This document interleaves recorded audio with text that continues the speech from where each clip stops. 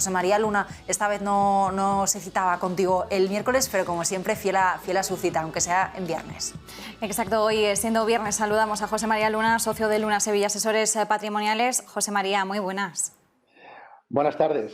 Pues la verdad es que hoy toca viernes y hacer quizás un balance de todo lo que ha ocurrido la semana, ¿no? Que han sido muchas cosas, ¿verdad? Efectivamente, José María, vamos a aprovechar el cierre de semana para hacer un balance de esta semana marcada por bancos centrales. Muchas referencias sobre la mesa. El miércoles teníamos el pistoletazo de salida, por así decirlo, con la Reserva Federal entre los principales bancos centrales de Occidente que rendían pues, esas perspectivas, esa hoja de ruta de cara al año 2022. Y luego, pues este jueves teníamos sesión doble en Europa con el Banco Central Europeo y el Banco de Inglaterra. Por recoger un poco los principales mensajes, José María, ¿con qué te quedarías de todas estas referencias? Pues mira, me quedaría en primer lugar pistoletazo de inicio de normalización en cuanto a políticas monetarias algo menos acomodaticias. Es decir, todavía vamos a tener liquidez para dar y tomar en los distintos mercados de capitales, tanto los mercados de bonos como también los mercados de renta variable, pero es cierto que ya se ha iniciado un proceso de tapering. Tapering que es que va a comprar menos. Digo esto porque mucha gente todavía confunde el sentido de que ya van a ser más agresivos y van a retirar la liquidez. No, van a comprar menos. Entonces, primer mensaje, bueno, pues inicio en ese lugar, sobre todo, bueno, pues en cuanto a la Reserva Federal y también al Banco de Inglaterra, siendo un poquito más agresivos que otros bancos centrales. En segundo lugar, en general, todos coinciden en que la situación que se da en estos instantes es una situación que aconseja precisamente tomar esas medidas. En primer lugar, porque no estamos en unos datos de crecimiento económico como los que teníamos justo cuando se inicia la pandemia, en este caso de la COVID-19 en el año 2020. Son los datos de crecimiento económico mejores. Y se augura que los crecimientos de cara al 2022 van a seguir siendo también importantes, sobre todo en el caso de Estados Unidos. La inflación, el gran caballo de batalla. Bueno, pues hemos pasado de la anterior intervención de los bancos centrales, de los grandes bancos centrales, de señalar en general que pues era una inflación presumiblemente transitoria, a una inflación, bueno, ya no tan transitoria, era una inflación que va a estar aquí con nosotros algo más de tiempo y va a ser algo más alta. Pero también es verdad que me quedo con el mensaje de que presumiblemente para el 2023 y el 2024 la inflación podría de nuevo decaer algo. Eso es lo que animaba precisamente justo después de las palabras de Jerome Powell a los mercados a tener un comportamiento positivo. Justo cuando minutos antes hablaba precisamente de que iba a retirar los estímulos monetarios, las compras quizás en una cuantía no como la que esperaba el mercado, un poquito más agresiva, y encima hablaba de subida de tipos, de 3 para el año que viene y otros 3 para el 2023. Con lo cual, me quedo con pistoletazo de inicio de políticas monetarias menos acomodaticias. En segundo lugar, mensajes de que el crecimiento económico es robusto. Tercer lugar, hay inflación, aunque piensan que la inflación más adelante pudiera ser controlada. Y al final de todo esto, lo que vemos es que los mercados financieros, a pesar de las correcciones que ustedes están viendo en el conjunto de la semana, podríamos decir que la sangre no ha llegado al río, sobre todo porque hay una cierta estabilidad a nivel, sobre todo, los mercados de renta fija. Lo que estamos asistiendo es que todavía hay suficiente liquidez para que los propios bancos centrales puedan seguir comprando la deuda pública que emiten los propios estados, que están súper endeudados, además acompañados de crecimiento económico. Y eso, en un escenario de inflación, a pesar de que se inyecte menos liquidez al sistema y a pesar de que el Banco de Inglaterra, bueno, pues subiera tipo de interés y que la Reserva Federal pudiera subir los tipos de interés, no tendría por qué ser malo para todos los mercados de capitales. Hay ganadores y, evidentemente, también hay claros perdedores. José María, ¿consideras que Jerome Powell por su parte y Christine Lagarde por la otra han conseguido realmente convencer a los mercados cada uno con sus mensajes? A ver, quizás ha sido más convincente Powell, ¿de acuerdo? Es decir, se le pedía más a Jerome Powell a tenor de los datos de crecimiento económico, a tenor de la inflación que hay en Estados Unidos y también a tenor de la fortaleza del mercado laboral de Estados Unidos. Todavía había dudas en cuanto a que Jerome Powell volviera a dar un mensaje demasiado dovish, demasiado blando. Y lo que transmitió fue quizás intentar ganar un poquito de credibilidad de la Reserva Federal, ganar también tiempo y quizás ganar un balón de oxígeno en el supuesto caso de que la variante Omicron u otras pudieran hacer daño al crecimiento económico, en este caso en Estados Unidos. Con lo cual, ese mensaje que lanza Jerome Powell, yo creo que aunque los mercados financieros, es decir, los bursátiles, bueno, pues tuvimos una de cal y otra de arena, quizás o quedara el mensaje para muchos inversores de que a lo mejor no ha sido suficiente, es decir, que a lo mejor ha hecho daño.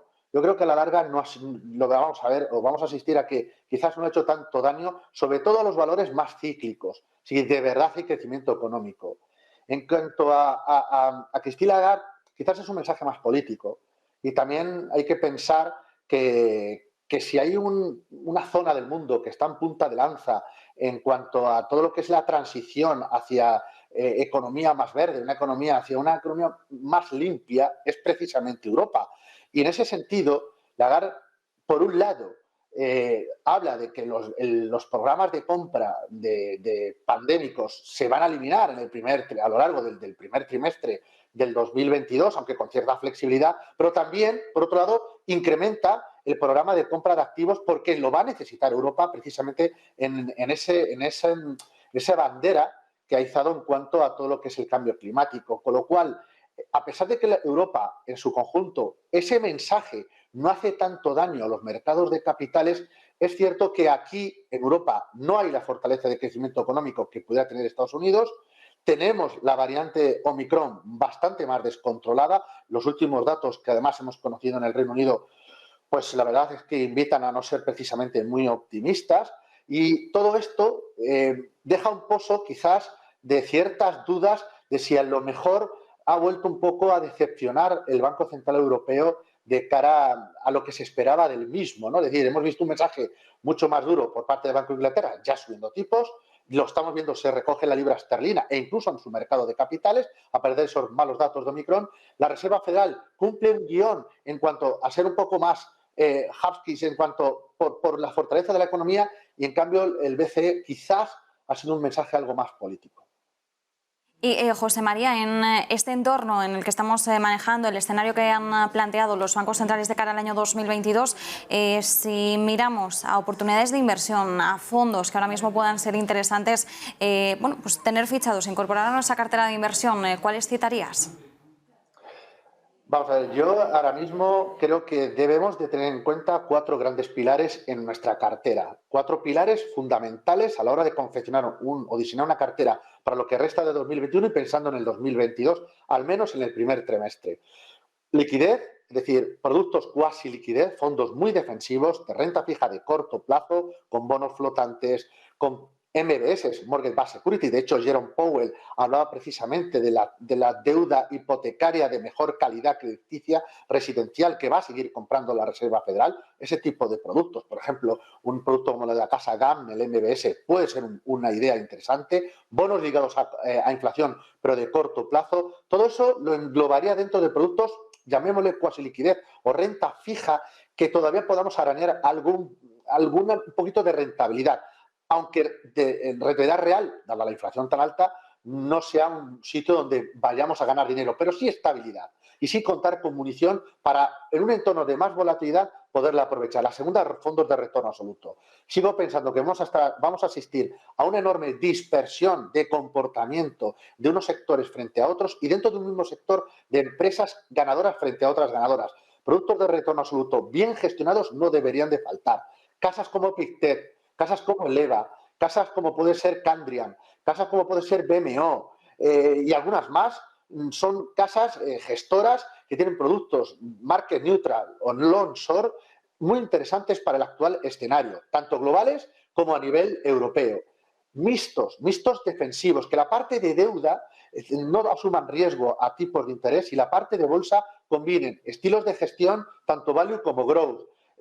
Ejemplos podría haber muchos, ¿de acuerdo? Pero, por ejemplo, por citar algún nombre, A nosotros nos gusta el DWS Concept Morgan porque además tiene una pata de la cartera que invierte en oro físico. Esto es extensible a productos como puede ser el Pictet Multi-Asset Global Opportunity o el Olea Neutral, que a lo largo de esta misma semana tuve el placer de estar en una mesa precisamente de negocios televisión. Es decir, hay productos flexibles que son interesantes a la hora de acompañar una cartera. Y la parte de bolsa, posiciones neutrales.